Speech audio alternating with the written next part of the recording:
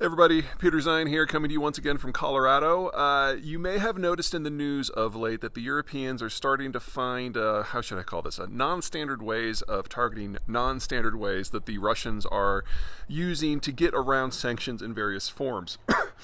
And the issue of the day happens to be gold.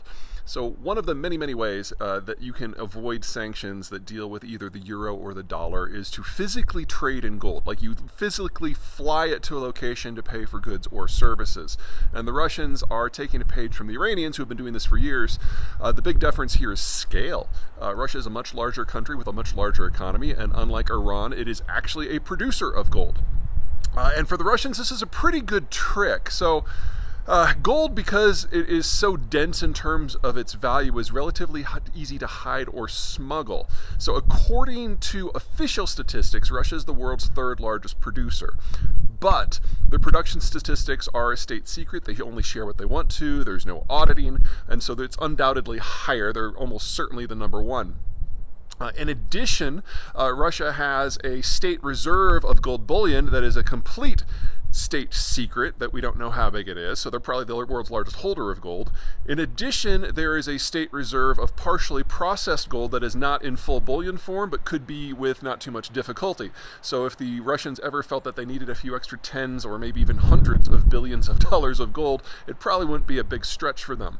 In addition, and this is where the Europeans come in, Russia likes to accept services for Wagner. That's their paramilitary combat group that they use to basically crush opponents in foreign countries. Basically, you get a dictatorial government somewhere, most likely in Africa, that contracts for Wagner to come in and destroy the opposition. It's very similar to what a lot of African countries do with the Angolans and their ninja group.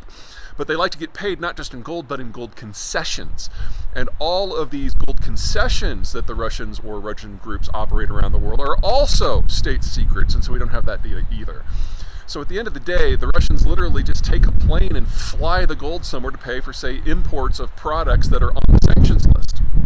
And if this sounds a little weird and a little fantastical, keep in mind that Russia's a really big place, and a lot of high-end stuff is already transported by air. And in the case of the gold mines, they're almost exclusively in northeastern Siberia, the least populated part of the country, and the mines themselves typically are not on a road or a rail network, so their bullion has to get flown to Moscow anyway.